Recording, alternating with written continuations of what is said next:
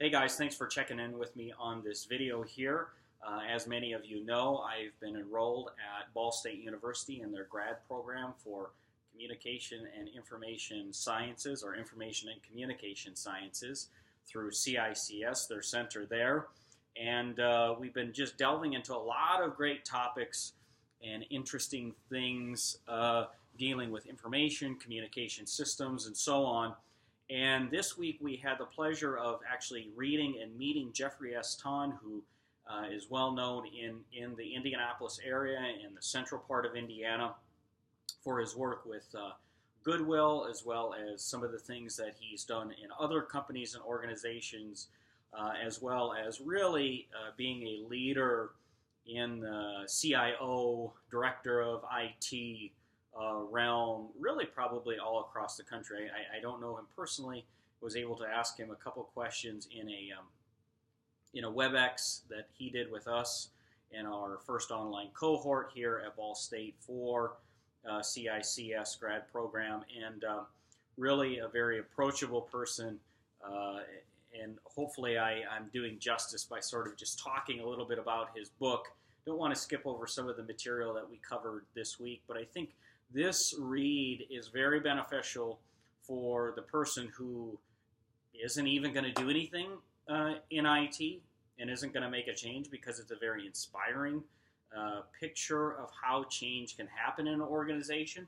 And it's for the person somewhere in the middle that says, I'm not really an IT person, but I realize that technology and change and all that's going on, I need to get a little better handle on it. As well as the die-in-wool IT person, I think it would be even more beneficial for them from this standpoint, where they need to understand the direction that quote-unquote IT is going. Some of the people who need to hear messages the most are quote-unquote the experts. And I've been in different arenas where it was really not the lay people, so to speak. It was the experts who had to sort of get clued in on what was really happening, because they were so hard charging in a certain direction that sometimes they missed out on a true vision. And that's what this book was about, Amplify Your Value, by JeffreySTon. I listened to the Audible version and read the Kindle version, so I don't have a hard copy, had to print that off. But there he's talking about a strategic vision, all right? Let me read you a quote. He says, what does it mean to lead with a strategic vision? At its core, it means always leading with your mind on your destination. Your mind on your destination. Not on the destination for everyone, but something personal, your destination. He goes on to say a couple, 3 pages later, he says, the person who wants to lead IT with strategic vision must aspire to be more of a business person than a technologist. More of a business person than a technologist. And that is one of the great things that he does in that book, is he starts to chronicle, especially with his work at Goodwill, but also in some of the other organizations he was with, where he took an approach to understand the business first.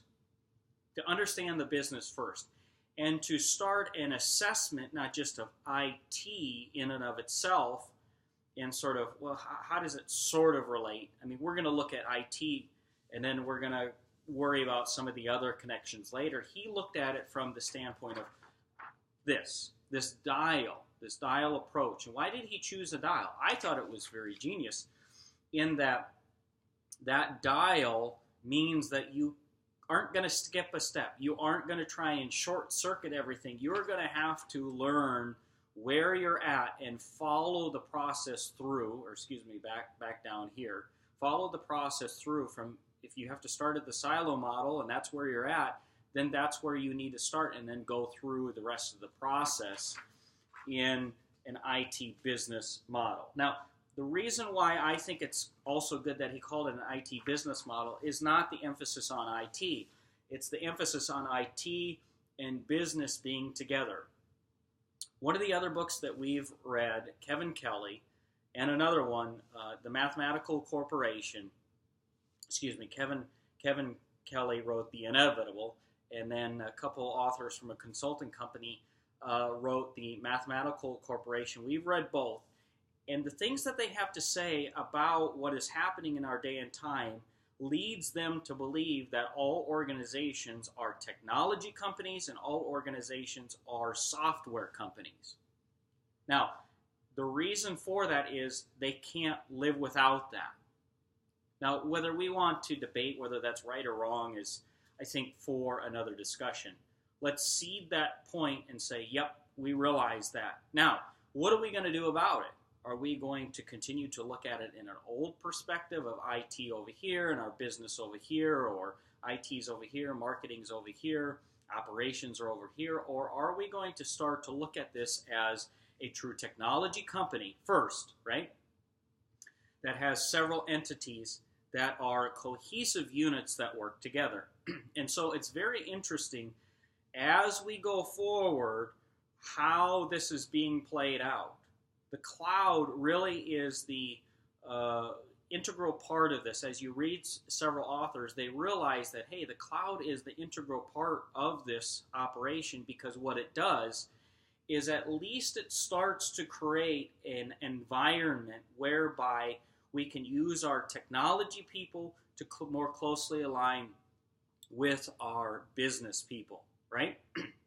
And one of the key areas that most everybody is moving to is putting their email on the cloud and going away from servers, at least in that respect, taking some work that normally would have to be done that is really just, as JeffreySTon puts, C to F work, meaning it's low priority stuff.